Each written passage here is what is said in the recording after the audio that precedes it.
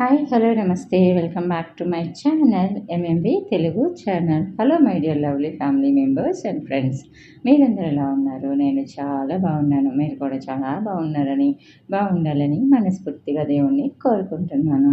Please నా ఛానల్ని subscribe చేసుకోండి. అలానే మీకు ఈ సిరీస్ నచ్చితే తప్పకుండా ఫాలో అవ్వండి. అలానే మీ ఫ్రెండ్స్ అండ్ ఫ్యామిలీ మెంబర్స్కి షేర్ చేయండి. ఈరోజు మనం మౌనమేళనోయి పార్ట్ 20లోకి వచ్చేసాము. ఇంకా ముందేం జరిగిద్ది, వత్సల్ ఒక మీటింగ్కి వెళ్తాడు. ఆ మీటింగ్లో అతను అనుకున్న ఫైల్ కాకుండా డోరేమాన్ది కార్టూన్ ప్రోగ్రాము ఉన్న వీడియో వస్తుంది. అది చూసి కోపం వచ్చేసి ఇంకా అందరి ముందు విజయ మీద చేయి చేసుకుంటాడు. విజయ ఏది చెప్తామనుకున్నా కానీ వినడనమాట. ఇంకా దానికి అగ్నిగాజ్యం పోసినట్టు అభిజ్ఞ కూడా వచ్చేసి తన ఇష్టం వచ్చినట్లు మాట్లాడాలని చెప్పేసి చూస్తుంది.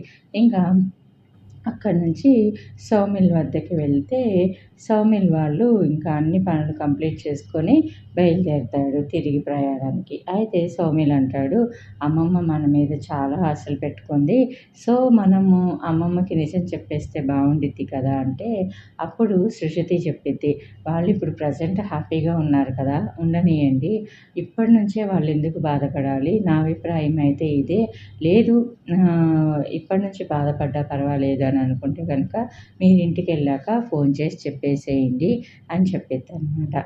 ఇంకా నెక్స్ట్ ఇప్పుడేం జరిగిద్దంటే ఇక వత్సల్ చెప్పిన పనులన్నీ కంప్లీట్ చేసుకొని ఇంటికి చేరుకునేసరికి విజయకి ఫుల్గా ఫీవర్ వచ్చేసి ఉంటుంది.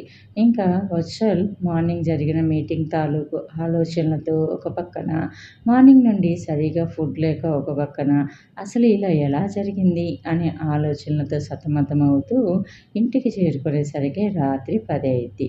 అతనికి భోజనం తినాలి అని కూడా అనిపించలేదు.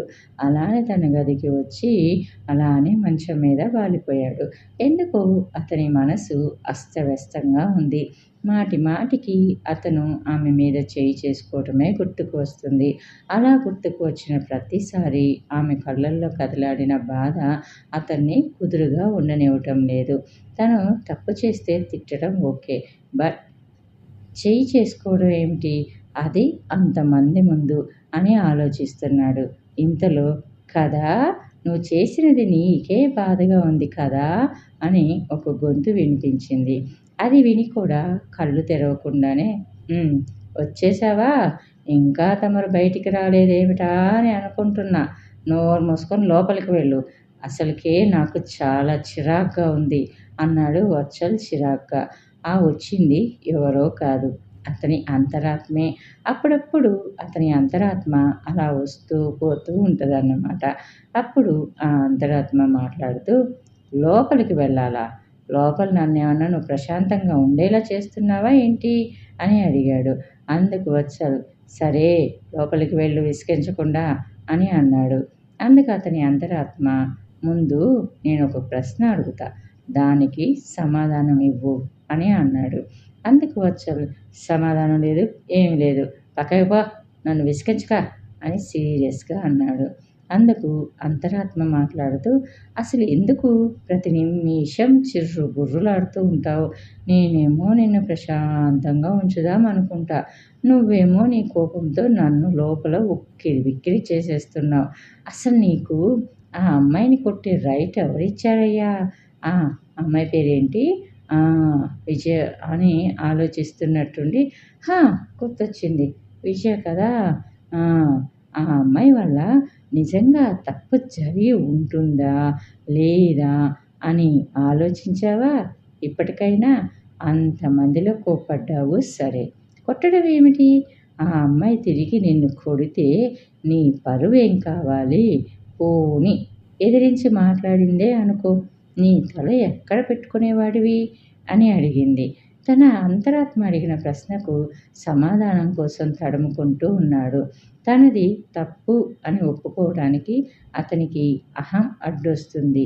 అందుకే బెట్టుగా, మరి తను అంత పెద్ద ప్రాజెక్ట్ ప్రజెంటేషన్ని అలా నవ్వులు చెప్పాలు చేయటం బాగుందా, అది కూడా ఒక కార్టూన్ వీడియో తెచ్చి అందరి ముందు పెట్టింది, ఇదేమైనా చిన్నపిల్లల ఆటలా, అది నీకు తెలియదా అని అడిగాడు. అందుకు అంతరాత్మ మాట్లాడుతూ, అలా చేస్తే తనకేమొస్తది? ఒక్కసారి ఆలోచించు. నిన్ను నవ్వుల పాలు చేయటానికే అనుకో. ఇది కాకపోతే నీకు ఇంకొకటి. కానీ తాను తన జాబ్‌నే కదా రిస్క్‌లో పడేసేది. మరి అలాంటప్పుడు తను ఆ తప్పు చేయగలదా? ఆలోచించు. అంత పెద్ద దెబ్బ కొట్టావే! తనకి జ్వరం వస్తే ఏం చేస్తావు? నువ్వు మగ పిల్లాడివి. తను ఆడపిల్ల. అంత దెబ్బ కొట్టావు. తట్టుకోగలదా? చెప్పు అని అడిగింది అంతరాత్మ. అయితే వత్సల్‌కి తనకి జ్వరం వస్తే అన్న విషయం వద్దనే ఆగిపోయింది అతని ఆలోచన. అతని ప్రాణం కకావికలమైపోయింది. వెంటనే లేచి కారు తాళాలు తీసుకొని బయటికి పరిగెట్టాడు. ఇంక నెక్స్ట్, అమ్మా ప్లీజ్ ఇప్పుడెందుకు హాస్పిటల్‌కి? అనవసరంగా డబ్బులు దండగ. చిన్న టాబ్లెట్ వేసుకుంటే పోయేదానికి హాస్పిటల్‌కి ఎందుకు చెప్పు? అయినా చెప్పాను కదమ్మా నీకు. కాలు మెలిక పడి కింద పడిపోయాను. అప్పుడు చెంపకి దెబ్బ తగిలింది. అందుకే జ్వరం వచ్చి ఉండిద్దమ్మా అని. దీనికి కూడా హాస్పిటల్‌కి వెళ్ళాలా? చెప్పు అని అంటూ మారం చేస్తున్నట్టుగా అనింది. అయితే విజయ చెప్పేది ఏదీ నీరజ వినడానికి సిద్ధంగా లేదు. వసు వైపు చూస్తూ, వసు ముందు అక్కని హాస్పిటల్‌కి తీసుకెళ్ళు. ఆమె అలానే చెప్తది. జ్వరం ఎక్కువైపోతే తర్వాత మనం ఏం చేయాలి చెప్పు అని అంటూ అంది. అంతలోకి వసు కూడా అక్క రా నేను తీసుకెళ్తాను అన్నాను కదా! నేను తీసుకెళ్తాను అన్నాను కదా! అని అంటూ ఉంది. అంతలో ఆ ఇంటికి దూరంగా వత్సల్ తన కారులో వచ్చి చూస్తూ ఉన్నాడు. తను చాలా నీరసంగా ఉన్నాడు అప్పటికే. కానీ అంతకంటే నీరసంగా విజయ ఉంది. అండ్ ఆమెకి ఫీవర్ కూడా ఉంది. ఆమెను చూడగానే అతను చాలా బాధపడ్డాడు మనసులో. అయ్యో! తప్పు చేశానేమో. దెబ్బ గట్టిగా తగిలింది అనుకుంటా. దానివల్లే జ్వరం వచ్చినట్టుంది.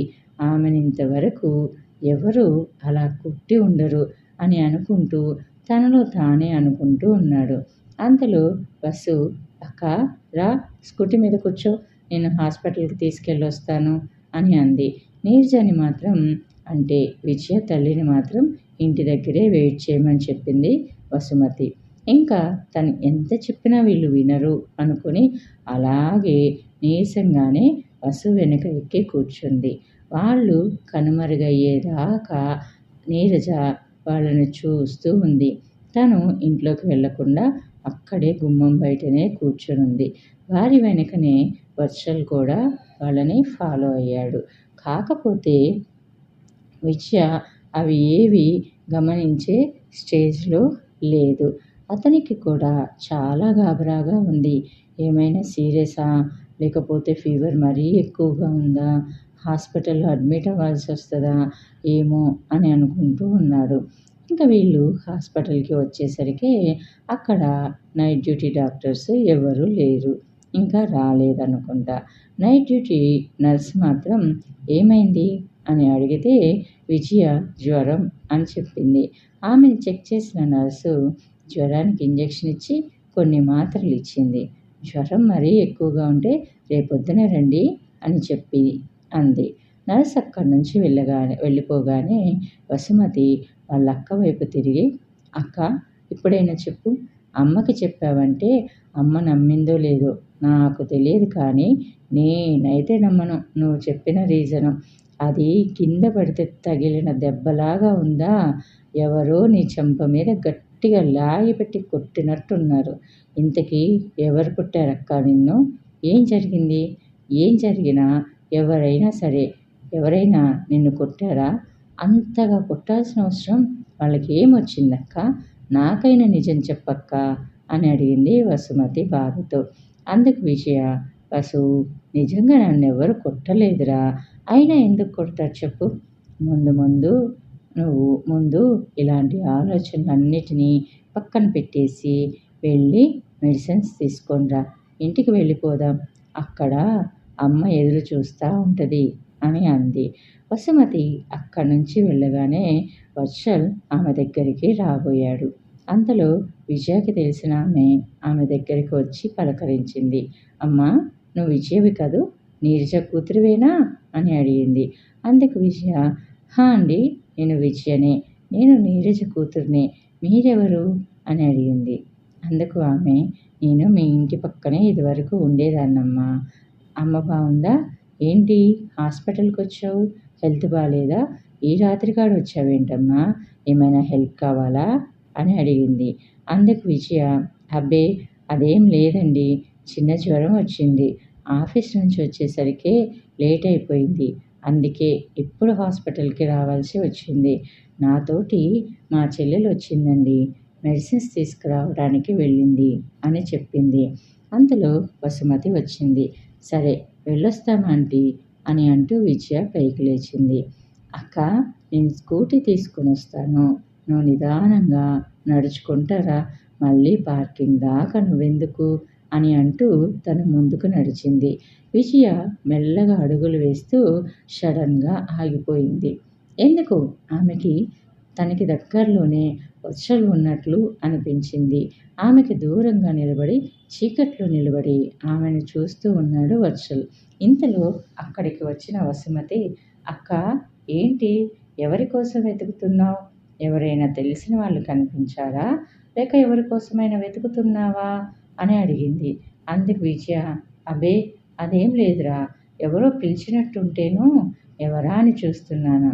ఎవరూ లేరులే, అది నా భ్రమే అనుకుంటా, పద పద, ఇంటి దగ్గర అమ్మ ఎదురు చూస్తూ ఉంటుంది అని అంటూ వెళ్ళిపోయారు. ఇక నెక్స్ట్, ఒరేయ్ సౌమిల్, రారా, నీకు సిగ్గుందా లేదా? నాతో ప్రేమలో పడి ఇంకెవరితోనూ హనీమూన్కి వెళ్ళావా? నీకు కొంచెం కూడా సిగ్గులేదరా పని చేయడానికి? అయినా నన్ను ఎలా మోసం చేయాలనిపించిందిరా నీకు? నన్ను మోసం చేసి ఆమెతో కలిసి నువ్వు షికార్లు చేస్తున్నావా? మర్యాదగా ఇద్దరు బయటికి రండ్రా అని అంటూ చేతిలో రమ్ బాటిల్ పట్టుకొని మనస్వి మెహ్రా ఇంటి ముందు వీరంగం చేస్తుంది.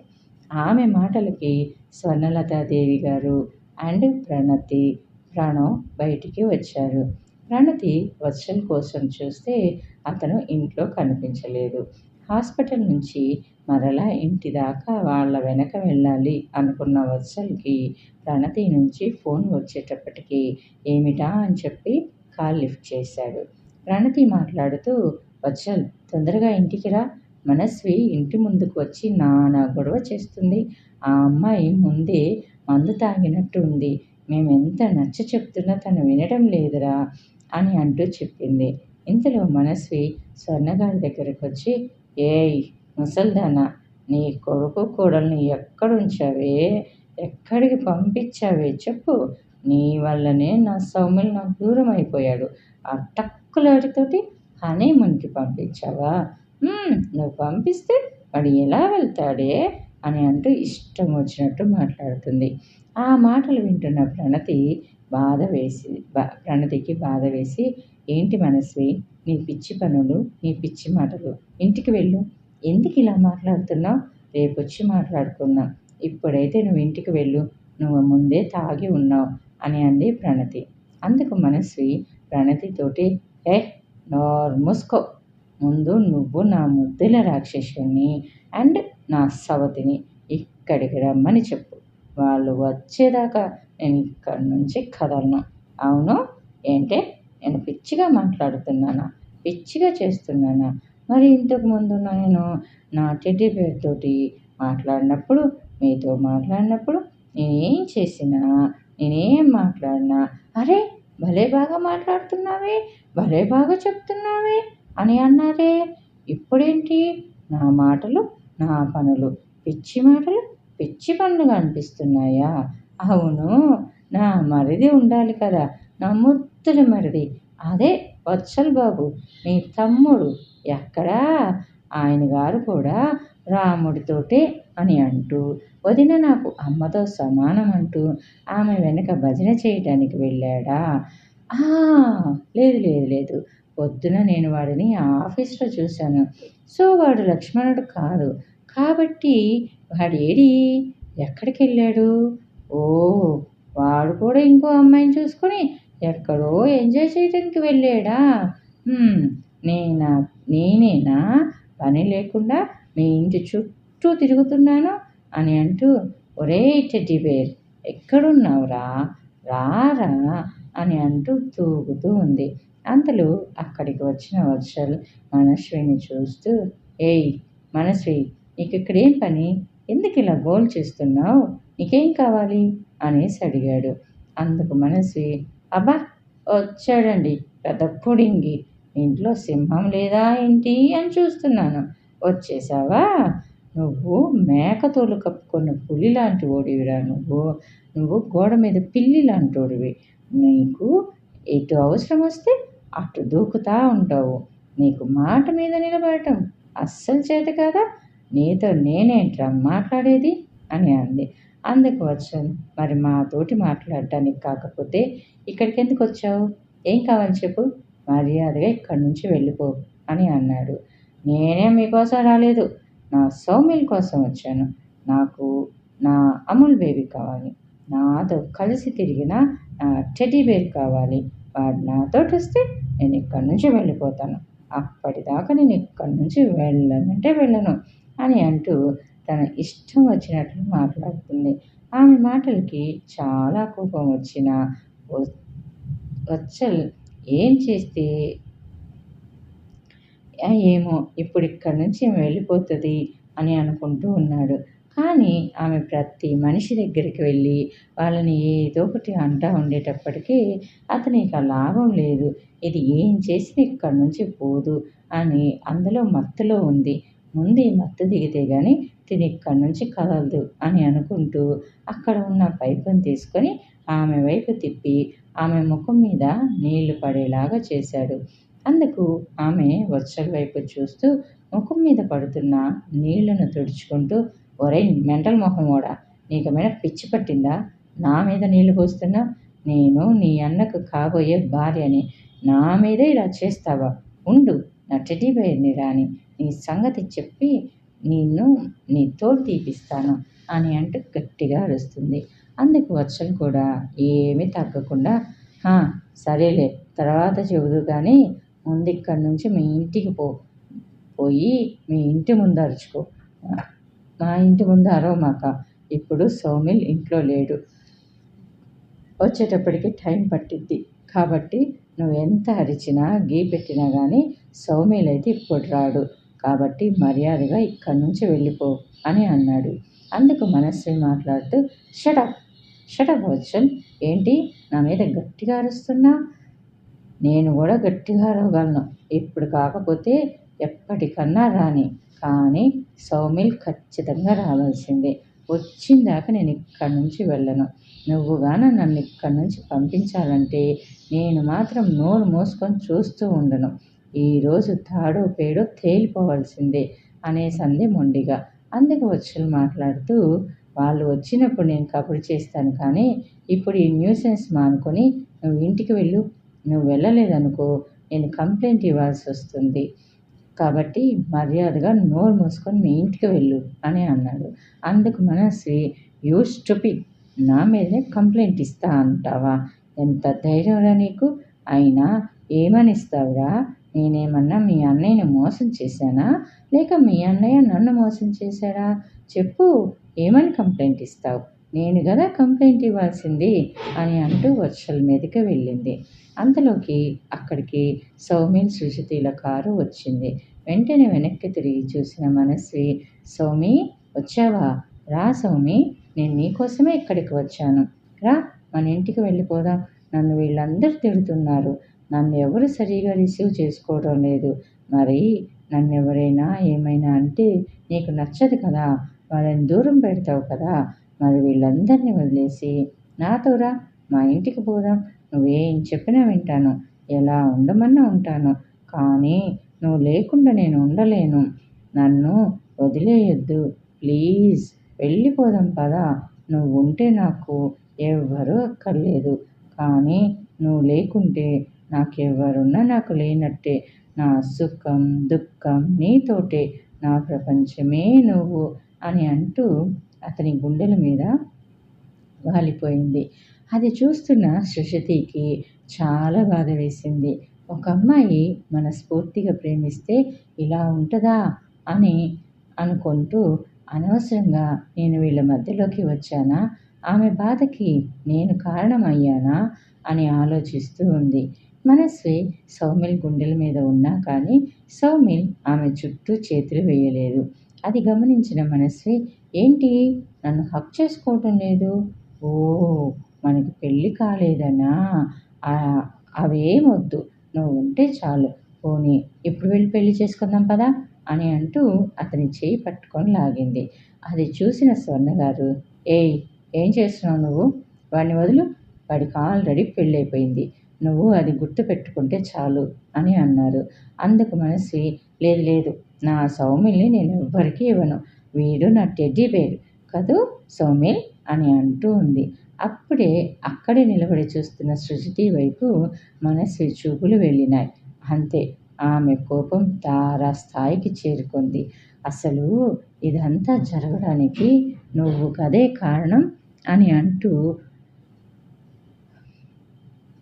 నువ్వు కదే కారణం, నీకు నా సౌమిల్ కావాల్సి వచ్చాడా? ఎంత ధైర్యమే నీకు? నా సౌమిల్తో హనీమూన్కి వెళ్తావా?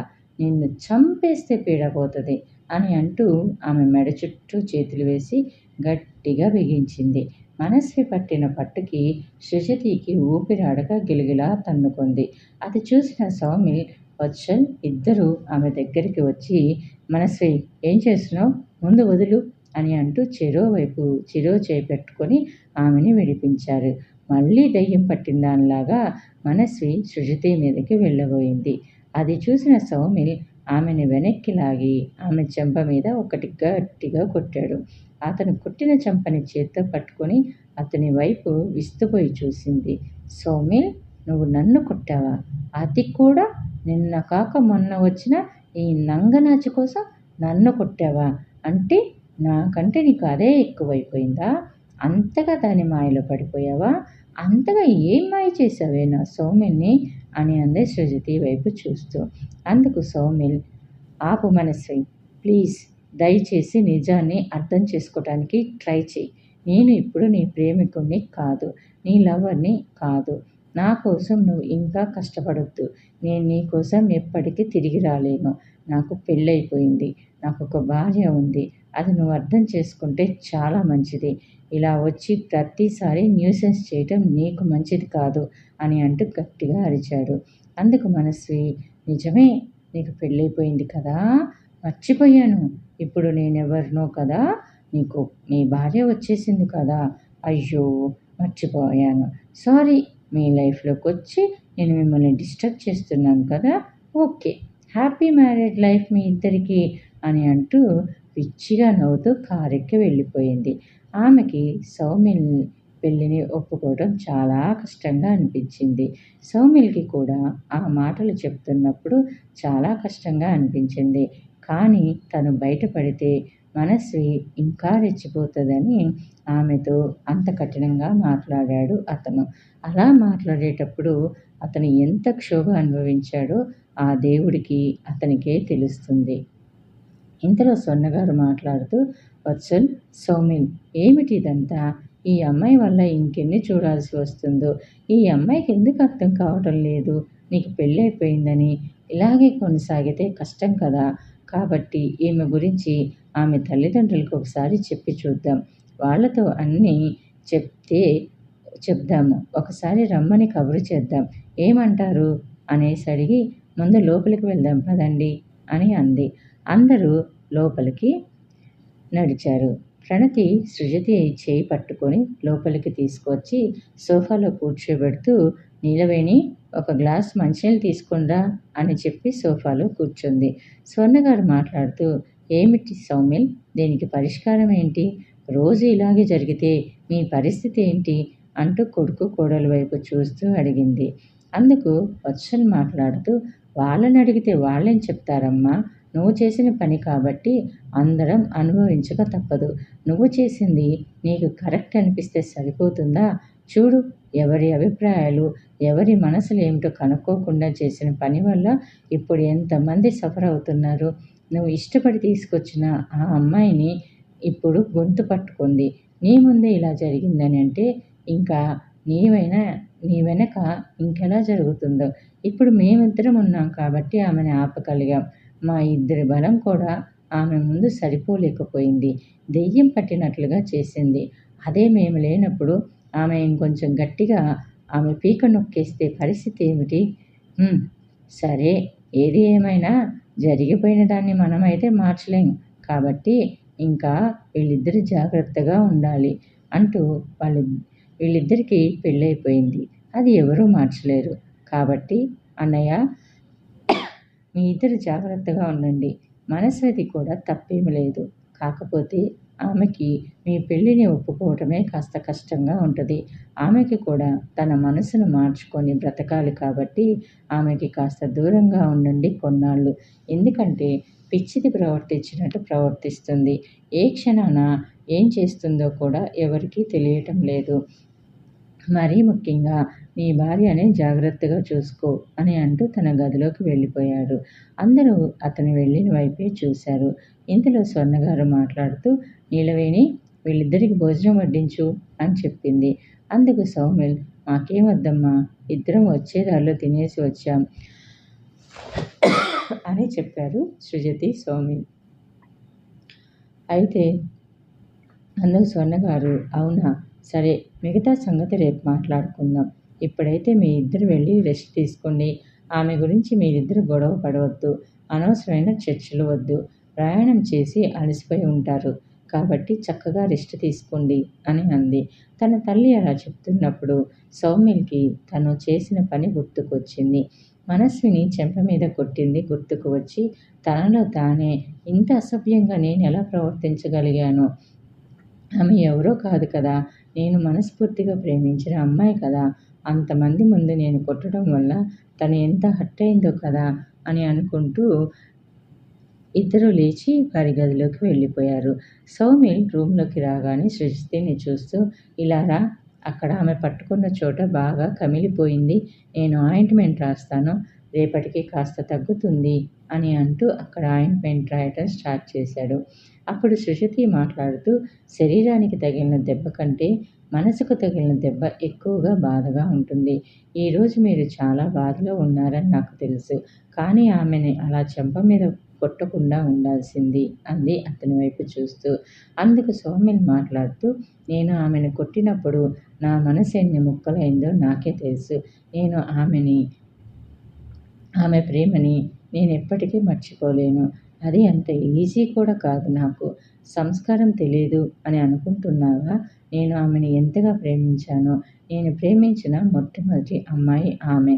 ఆమె చిరునవ్వుని, ఆమె మాటని, ఆమె చూపుల్ని నన్ను పిచ్చి ప్రేమలో పడేశాయి. నేను మనస్విని ఇప్పటికీ ఎప్పటికీ ప్రేమిస్తూనే ఉంటాను. కానీ ఇది మా ఇద్దరికీ రాసిపెట్టి లేదు. మా ఇద్దరిని విధి వేరు చేసింది. అది ఆమె అర్థం చేసుకోవటం లేదు. ఆమె అర్థం చేసుకోవడానికి నేను ఆమెతోటి కొంచెం కఠినంగా ఉండాల్సి వస్తుంది అని అంటూ ఇంకేం మాట్లాడాలో తెలియక అలానే ఉండిపోయాడు బాధగా. అందుకు సృజతి మాట్లాడుతూ, సరే, ఇప్పుడు మీరు కొంచెం ప్రశాంతంగా ఉండండి. చాలా టైం అయిపోయింది. ఏదైనా ఉంటే రేపు పొద్దున మాట్లాడుకుందాం. ఇప్పుడు పడుకోండి అని అంటూ మనస్వి గురించి ఇంకా అతనితో ఎక్కువ మాట్లాడుకోకుండా పడుకోమని చెప్పి తను వాష్రూమ్లోకి వెళ్ళింది. ఆమె అలా వెళ్ళగానే ఆమె కళ్ళ నిండా నీళ్లు నిండుకున్నాయి. ఆమె మనసుకి అది ఒక రకమైన హింస. కానీ ఆ ప్లేస్ ఎప్పటికీ తనది కాదు అని ఆమెకి తెలుసు. అందుకే ఇక నుంచి ఎవరి మీద ఎక్కువ అనురాగాలు పెంచుకోకూడదు. పెంచుకున్న వాటిని బయటికి చూపించకుండా ఉండటం నేర్చుకోవాలి అని అనుకుంది. ఆమె బయటికి వచ్చాక సౌమిల్ కూడా తన బట్టలు మార్చుకొని ఫ్రెష్ అప్ అయి చంద్రుడిని చూస్తూ మంచానికి అడ్డంగా పడుకుంటూ గుడ్ నైట్ అని చెప్పి నిద్రలోకి జారిపోయాడు. ఆమె కూడా లైట్ ఆఫ్ చేసి వచ్చి అతని పక్కన పడుకుంది. నెక్స్ట్ ఏం జరిగింది అని తెలుసుకోవాలి అని అనుకుంటున్నారా? అయితే నెక్స్ట్ ఎపిసోడ్ వరకు వెయిట్ చేయండి. ఈలోపు నా ఛానల్ని మీరు ఇంకా సబ్స్క్రైబ్ చేసుకోకుండా ఉంటే ఇప్పుడే సబ్స్క్రైబ్ చేసుకోండి. సబ్స్క్రైబ్ బటన్ రెడ్ కలర్లో ఉంటుంది. దాన్ని క్లిక్ చేస్తే బెల్ ఐకాన్ వస్తుంది. దాన్ని క్లిక్ చేసి ఆల్ అనే ఆప్షన్ని ఎంచుకుంటే ముందు ముందు నేను చెప్పే మరిన్ని ఇంట్రెస్ట్కరమైన సిరీస్ అప్డేట్స్ అన్నీ మీకు నోటిఫికేషన్ రూపంలోకి వచ్చేస్తాయి. ఓకేనా? Thanks for the watching. Bye bye. Take care. See you soon again.